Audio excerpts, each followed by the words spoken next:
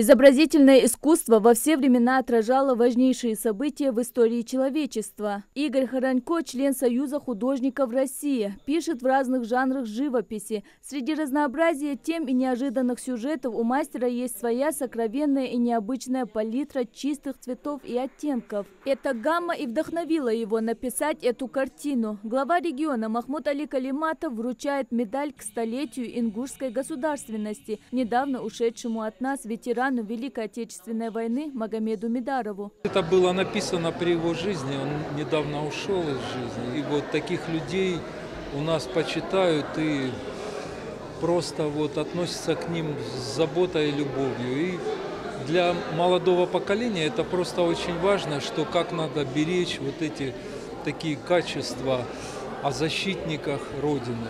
22 июня 1941 года враг вероломно нарушил границы Советского Союза. 1418 дней длилась война. Уроженцы Ингушетии, как и представители всех народов, мужественно защищали свою родину. Возвращаясь к Малгобекской оборонительной операции, операция шла более 120 дней. Погибших 120 тысяч.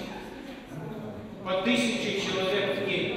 В экспозицию вошли более 70 экспонатов, живописные и графические картины, произведения декоративного искусства, фотографии, коллекция фолеристики и книги об участии Ингушетии в Великой Отечественной войне. Также об одной из своих картин под названием «Чтобы помнили» рассказала и художница Индира Ильясова. Вот уходит молодой человек на фронт, возвращается старик, и в итоге вот мы видим вечный огонь, памятник погибшим и продолжение жизни, ветеран со своим внуком.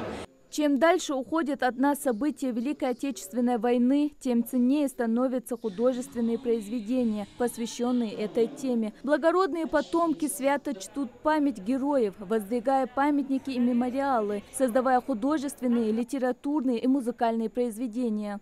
Это юбилейная выставка, приуроченная к 80-летию, и поэтому мы очень широко в разных направлениях сегодня представили работы. Прежде всего, это связь поколения. Это как культурное наследие, которое будет храниться в фондах нашего музея.